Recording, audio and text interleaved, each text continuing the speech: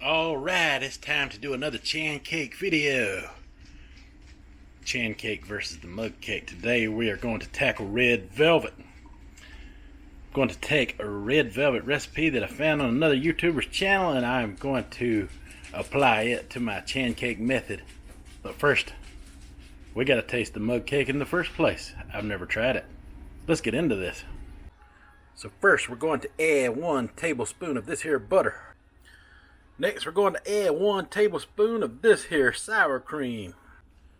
Next, we're going to add 1 of these here eggs. Next, we're going to add 1.5 tablespoons of, I'm using monk fruit sweetener, but you can use a sweetener of your choice. So we're going to mix up all that real quick.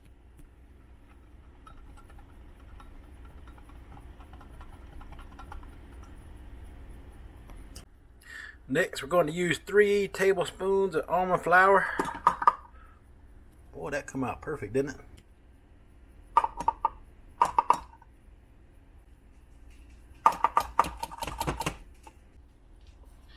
And we're going to add 1 teaspoon of cocoa powder.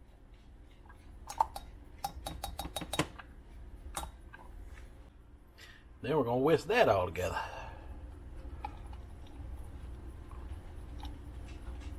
Well, bad news, I do not have any red food color. I thought I did. But I do have green. Yeah, it is optional to whether we use the red or not, so should I just omit it altogether? Nah, I'm going to use the green.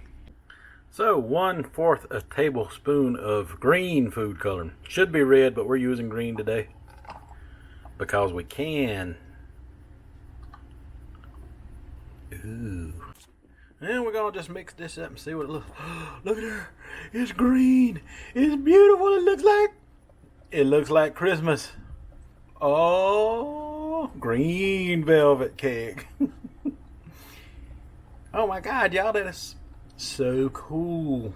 That little tiny bit of green food coloring went a long way. Green velvet cake. You seen it right here. Nobody else. Just me. Just me. Only me. Why me? 1/2 teaspoon of baking powder.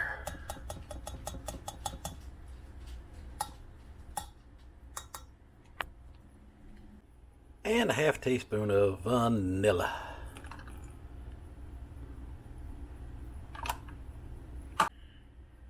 Whisk it all up some more. Can't get over that beautiful green color, y'all. Green velvet cake. Green velvet mug cake. So now I'm just going to transfer all that to my favorite mug.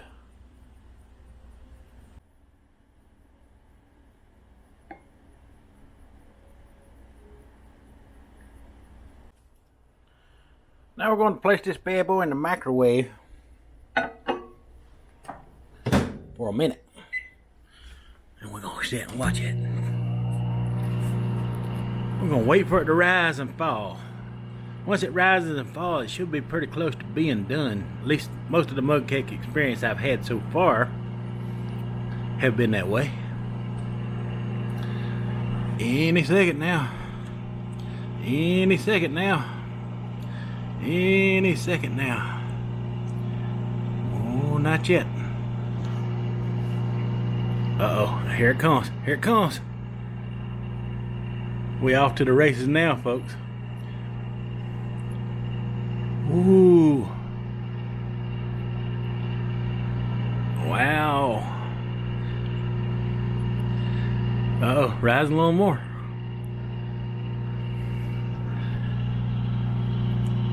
I think this is gonna be good. We're almost done. There it goes, finally fell. Took that one a minute to fall. Almost lasted the whole minute. Alright, so there it is in all its glory and still in its cup. Let's transfer this thing to a plate to cool, and we'll make the frosting. Alright, so it is a moment of truth time. Let's get this bad boy out of here. Oh, look at that, y'all. That is so pretty. Pretty darn cool. I know I probably didn't invent green velvet cake or anything, but man, that is cool. Gosh, hot too. Alright, let's go prepare our icing while this thing cools off. We'll cut it in half and make it 2 layers. And now it's time to make our frosting. We're going to go with 2 ounces of softened cream cheese, 1 tablespoon of butter, 1/4 tablespoon of heavy cream. Now 4 to 5 tablespoons of artificial powdered sweetener. I'm using Swerve. I'm going to go with the 5 tablespoon option. That's 1, 2,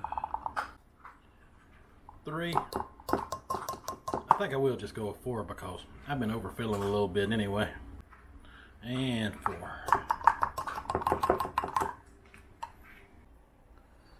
So now I'm just taking my spoon and mixing all this together here. This could take a second. My butter was not quite room temperature.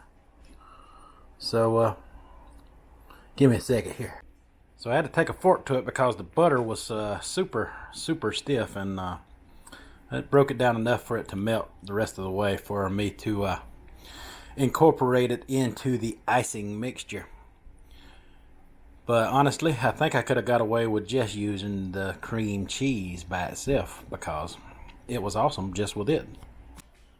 Well, me struggling with that icing give me plenty enough time to cool off this cake. So now we're just going to cut it in half.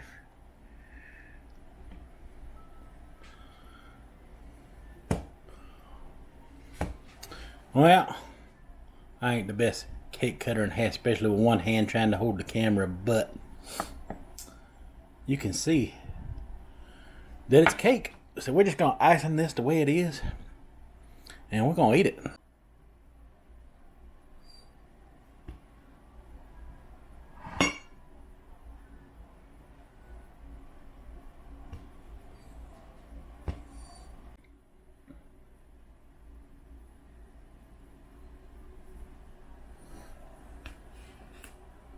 Okay, so there she is, my lopsided little green velvet mug cake with all her icing frosted around her. She is going to be good.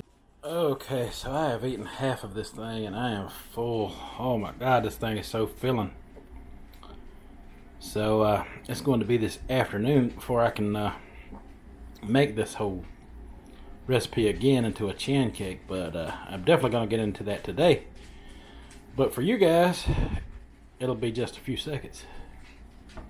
I tell you what, I would have to give this thing from 1 to 10 a perfect 10. This thing is awesome the way it is. This is the best mug cake that I have tried yet. Okay, so here we have our Dash Mini griddle maker. Now this thing makes perfect fried egg. I really like it for that use. The pancakes are okay. Like I was saying, some people used them before, claimed they didn't make quite as good of pancakes, but I have found that this thing makes the perfect little small tiny cake. And what I use for my cakes is all these mug cake recipes that are online already, which is perfect for me because it takes a lot of the leg and guesswork out of stuff that I know nothing about. So we're going to pour the batter in this. Let me get you set up here. Oops. Get the camera angle just right. There we go. Then we're going to just pour part of this mixture on here and let the ingredients do their job. Okay, so there's one. We're going to close this down and let it cook. It usually takes about maybe a minute and a half to cook one or less. You just have to keep an eye on it. There's no danger of overcooking it because these Dash Minis, they taper their heat off and on as they're cooking. So yeah, it's a pretty awesome tool. Now as you can see, the steam is rising off of this. I think the first cake here is done. So we are going to take a spatula, get it out of there very gently. This is a cake, remember? Anyway, there's one layer.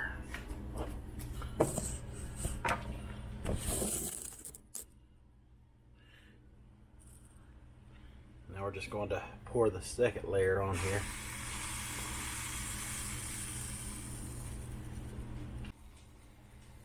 Okay, you can hear it starting to sizzle, and there comes the steam.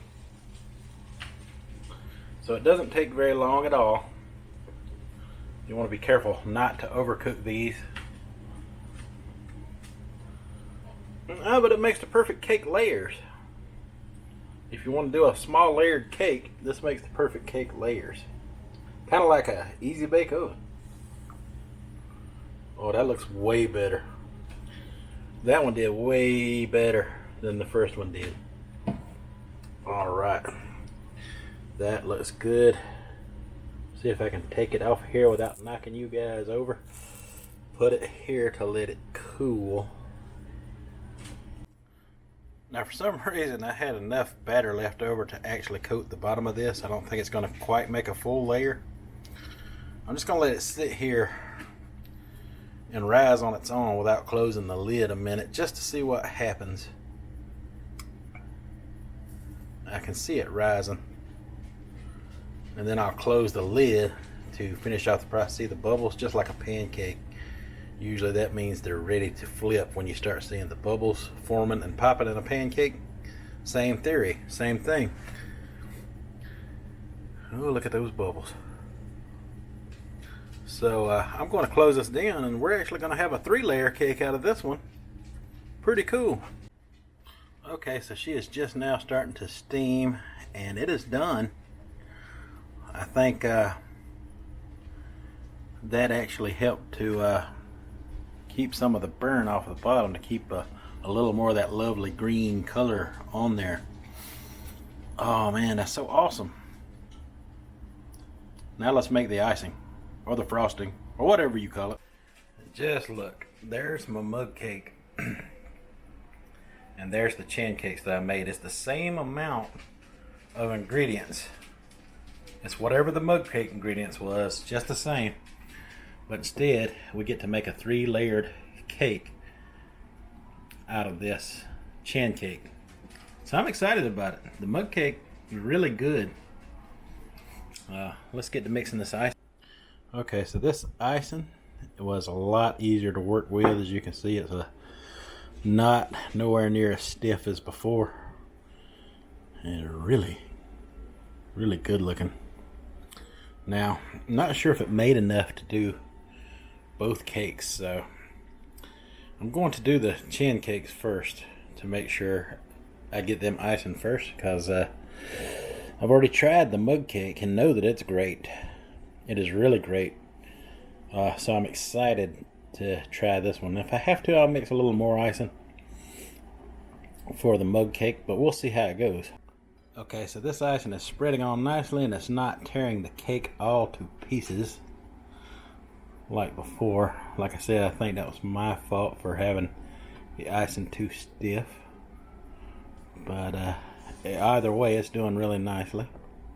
Okay, so now we got 2 layers filled with icing. Now we're going to add the top layer, and look at that. And now we're just going to cover the top and as much of this cake with what's remaining of the icing as we possibly can. So there you have it. A perfectly icing 3-layer chancake. I did not have enough icing to do the mug cake. I barely had enough to go around this 3-layer chancake. Green velvet chancake. Now I'm going to stick a bowl over this, and I'm going to put it in the refrigerator, and I'm going to share this with my wife in a little while. Oh, and if you're wondering about the mug cake, it's not going to waste. It is good. 1, 2, 3, 1, 2.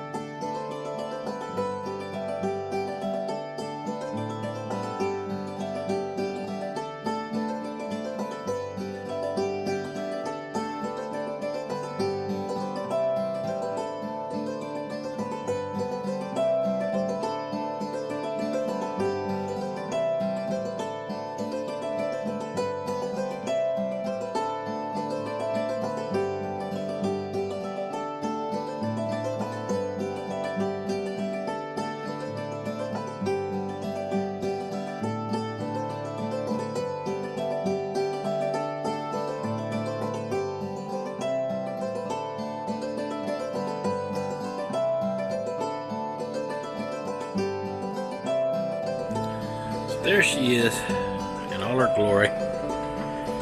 My green velvet cake. Now, all we have left to do is try it. This is my favorite part. So, we're going to take a little scoop like that. Oh, look at her. Perfect. And then we're just going to put it in our mouth and taste it.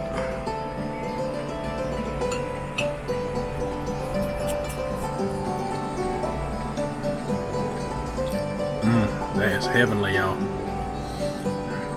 It captures the flavor of a red velvet, even though it is green velvet. So, my final thoughts on the chaffle versus the mug cake. Both win in this case. I prefer the layers of the chancake over the mug cake. It just adds a little more dimension to it. But the mug cake is good. But I just prefer it this way. I can slice it up easier and take small pieces of it here, there, and later. But anyway, that's my final thought on it. I prefer the chancake. The links where I got this recipe are down in the description.